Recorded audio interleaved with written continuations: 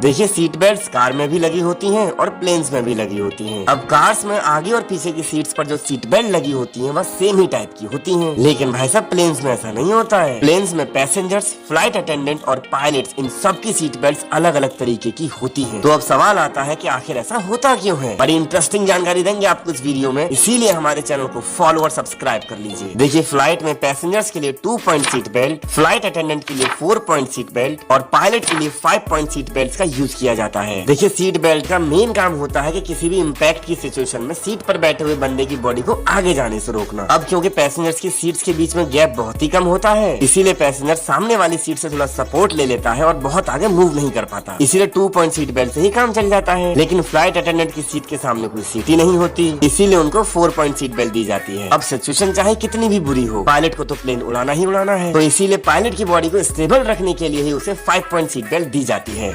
सच्चा भैया, मैं ना आईफोन का शोरूम खोल रहा हूँ। अब मैं जल्दी से करोड़पति बन जाऊंगा। आईफोन का शोरूम तो हर शहर में धनिया, तेरे शोरूम में ऐसी क्या बात होगी? यही तो स्कीम है सच्चा भैया।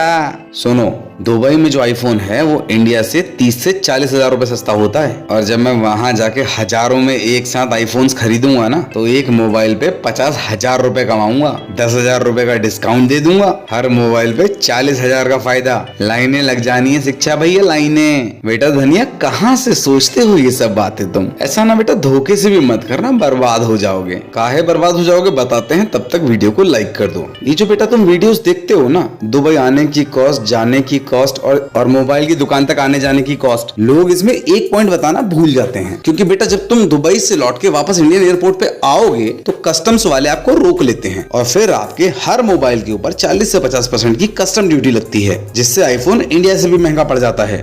देखिए गाड़ियों के टोल प्लाजा पे टोल ना भरना हमारे देश में भौकाल माना जाता है, और इसी को लेकर नियमों में काफी सारे बदलाव भी होते रहते हैं। तो वो ऐसे कौन से तरीके हैं जिनसे आपको अपनी गाड़ी का टोल नहीं भरना पड़ेगा? अरे यार शिक्षा भैया, आपको ये भी नहीं पता? गाड़ी पे लिखवाओ विधायक जी और बस टोल भरने की जरूरत ही नहीं है। बेटे धनिया, नियम काफी कड़े हो चुके हैं, इस तरीके की बकैतियां बंद कर दो। तब तक हम बताते हैं रियल और सही तरीके। आप वीडियो को लाइक कर दीजिए। साल 2018 में एक नोटिफिकेशन निकाला गया था NHAI के द्वारा, national highway authority of India के द्वारा, जिसमें एकदम गला फाड़ फाड़ के कहा है कि अगर किसी भी टोल का स्कैनर काम नहीं कर रहा तो आपको टोल पे टैक्स नहीं देना है, सीधा निकल जाना है। या फिर किसी भी कारण से टोल टैक्स पर गाड़ियों का ट्रैफिक जमा हो जाए और ये ट्रैफिक इतना बड़ा हो जाए कि ट्रैफिक की लेंथ 100 मीटर से आगे निकल जाए, और हर टोल प्लाजा पर टोल से 100 मीटर के पीछे एक पीले रंग की लाइन होती है। अगर ट्रैफिक वहां तक पहुंच जाएगा तो टोल ओपन करना पड़ेगा और आप फ्री में निकलेंगे।